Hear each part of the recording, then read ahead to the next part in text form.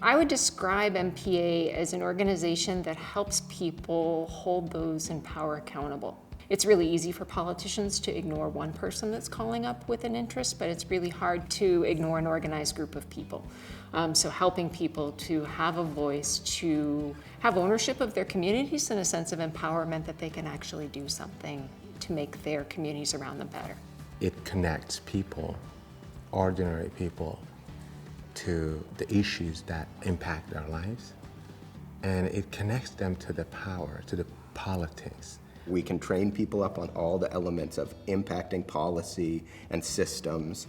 We can help them understand how much more power they have when they're working together, and we can help organize those collective actions in a way that actually sort of force decision makers to take community members seriously and make change that's positive for people who don't have a lot of power individually. I think about Maine People's Alliance as bringing the people power to whatever issue needs to get won for regular folks. A lot of people, when they think about making change, they'll think about lawyers in a court, or people protesting and holding signs, or fancy people in suits, casting votes or doing boring things, behind closed doors. And we dabble in all those things, but I think most people have the sense that regular folks tend not to be in those spaces, and connecting the dots between what's happening on the streets and what is happening in those more formal places of power, where deals get cut and decisions get made. I feel like that's the niche that MPA tries to fill, and we try to bridge those gaps.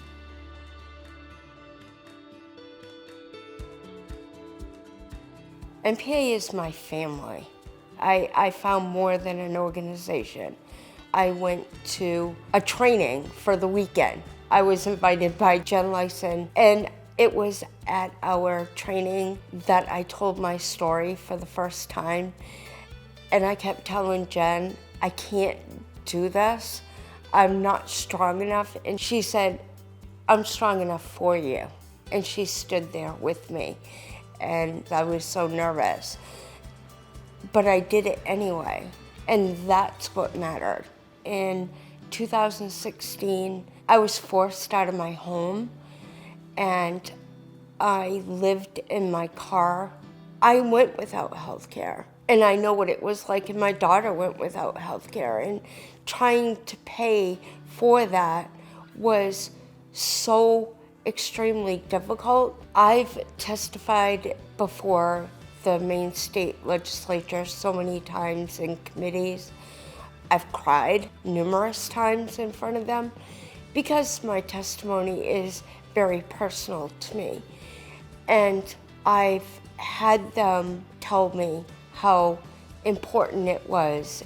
It's brought me a lot of proud moments, and it's also brought me a lot of gratitude. So I went to Augusta one day. I made an assumption that to go to Augusta and to ask for policies either to change either for it or against it, you need to be a collectively large people. But when I get there, I was shocking to me. I was befuddled by that. It was just few people, a lot of times older men with their little suitcase, and one or two people who are either sponsoring that bill for it or against it. So these four people across from each other, determine our fate every day. So it must be like that at the White House too. So I remember feeling a little courage and a little bold. I'm like, I'm coming back. And so ultimately that bill was attempted to pass 3 times, which there was a lot of negative connotation and a lot of Islamophobic and immigrant hate to it. All 3 times I was able to organize the community with the help of Maine People Alliance, and we defeated, for now anyway. So I think that's the first day I felt very, like, wow, I can act. Augusta, okay, see you at the White House, They're taking people who have been ignored in society, they're giving them a voice, and they're feeding them. I was fed on Thursdays with chicken fingers and stuff, and they're helping them. People that aren't necessarily part of the in group, they're not with the Chamber of Commerce, they're just people like you and me just trying to be accepted in life.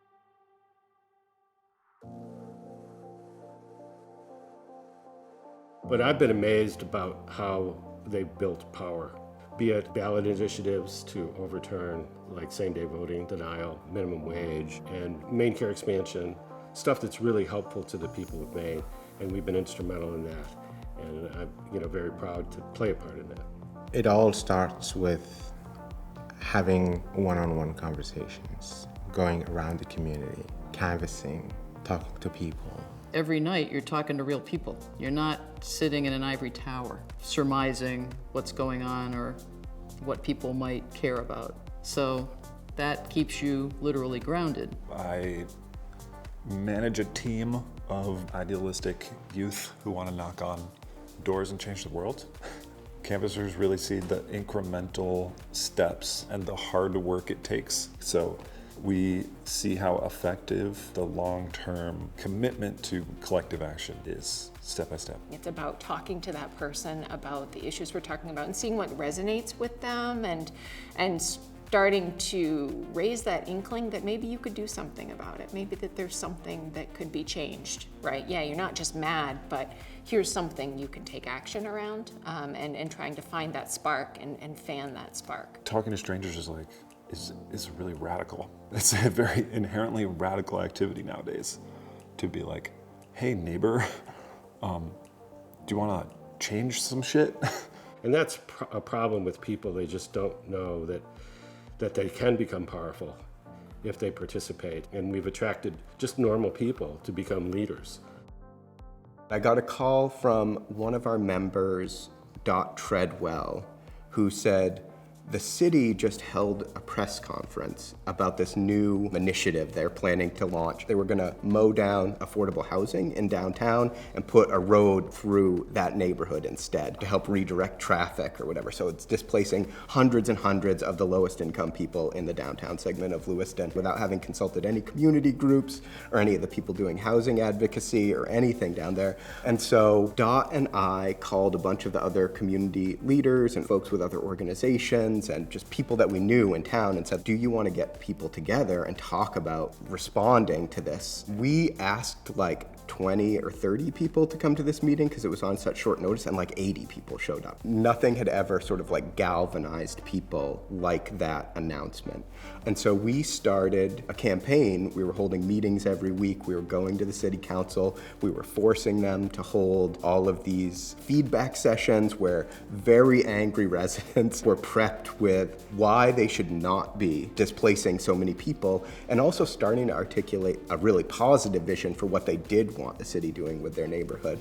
And that campaign went on for years. It actually extended beyond my time. Ultimately, the plan for the road failed, and the community group organized into its own thing and started creating like really proactive, positive solutions for the downtown. It got its members elected to the city council over time, and there's been a lot of energy and action and revitalization attributable to organizing of low-income folks for their communities that sort of grew out of that work. If you believe that everyone has basic rights to human dignity and that everybody should have certain basic things in their lives and that we should all have the ability to take care of our families and that our families should be healthy and that we should have decent jobs that we feel are rewarding, and that our environment should be clean so we don't have to worry about the safety of our children. Like if you think about those things and you just keep applying those principles over and over and over again, your tent gets really big.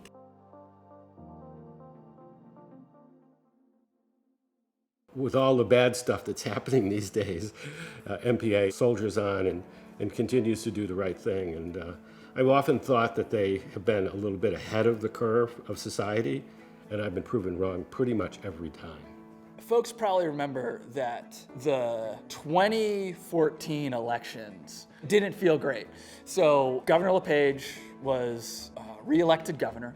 So what did we do at Maine People's Alliance in moments like that is, we don't just say, oh, well, we're just be on vacation for 2 years and just not try to do anything.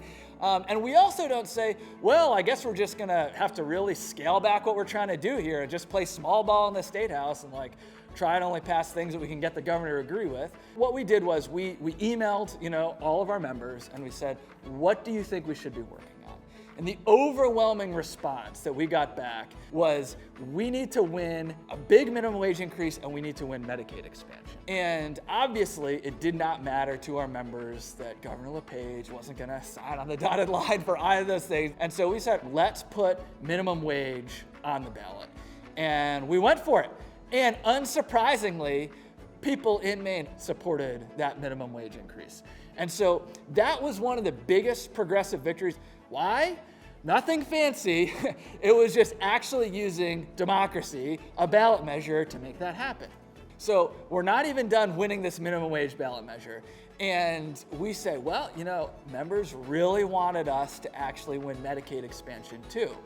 We're gonna do this gutsy thing on Election Day on Tuesday. Instead of going out and knocking on doors and just telling people to, you know, vote for minimum wage, we're gonna pull all our folks and we're actually gonna put them on signature collection that day. And boom, in a single day, not only did we win minimum wage, we gathered the signatures necessary to then put Medicaid expansion on the very next ballot. Again, with one of the most conservative governors in America. Now, that was the year Trump got elected. That was 2016 when that vote took place. And so again, this is a moment where so many other groups, like pretty much every other group in America, is stepping back and saying, this is a horrible day, let's just play defense. We're saying this is a horrible day, and now let's go on offense. I'm very proud of the citizen suit we joined with the Natural Resources Defense Council to deal with mercury in the Penobscot River. It's one of the worst chemicals you could put into a major estuary. If you want to do a heinous thing, if you want to really destroy this ecosystem, mercury would be right up there. The Holterchem project, which is a huge fiasco. A bunch of mercury got dumped on the land and in the Penobscot River. I was outside working in the garden one day, and this young man came by. His name was Camden Gould. He was just a canvasser working for MPA for the summer. I joined MPA at that point, and I told him I wanted to meet the local representative, who at the time was Adam Good. MPA had decided to take Holterchem Corporation to court to get them to clean up the land. This is a company that came into the town with basically an outdated way of making chlorine for the paper industry. So it ended up really becoming an awful mess, and they just polluted and polluted and polluted. And there were tons of mercury released into that river. Through direct discharge, through 5 landfills that are on that site, through air emissions. They employed so many town people that they were like, hey, it's jobs, you're driving jobs away. Let's keep a manufacturing base. We need blue collar jobs, but let's do them in ways that don't kill workers and don't destroy the environment. It got pretty heated there for a while. I remember a retreat, and we were doing some visioning, what motivates you? And justice. Justice doesn't wane, and we don't just get justice when it's easy, and sometimes we have to really struggle for justice. Democracy should be for everyone, not for the privileged few, and bringing people into the process. I can name hundreds of people who are real activists but they can't maintain it. Things happen. People age, there are developments in their lives, so we continually need to be doing that. We need to honor our elders and learn from them, but we've also got to keep bringing up the new people to replenish this movement. The importance of the work that MPA does, talking to people and finding our common ground right now, right here in this moment, is some of the most important things that we could possibly do. All we can do is our best. I mean, what is the choice? To give up? We can't give up. So it does get discouraging when things that we think we've achieved take a back step. For most people who are reading the newspaper, anytime you see a bad headline, there's this gut feeling of despair that could really creep in. And unless you have some kind of outlet for it, there's really nothing you can do with it. But when you're involved at Maine People's Alliance, you've got something every single day that can metabolize that gut feeling of despair and turn it not just into something, like that just goes away or neutral, but actually something positive that's good, that you can feel proud of and see how it actually is moving us forward towards the world that we want to create. With all the young people I've talked to, I think that we have a very positive future ahead. I think a lot of them are willing to take change really seriously. especially progressive change. So for sure, I think we have a positive future.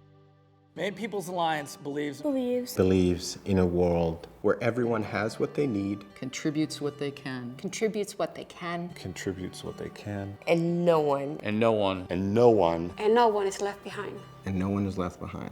And nobody is left behind.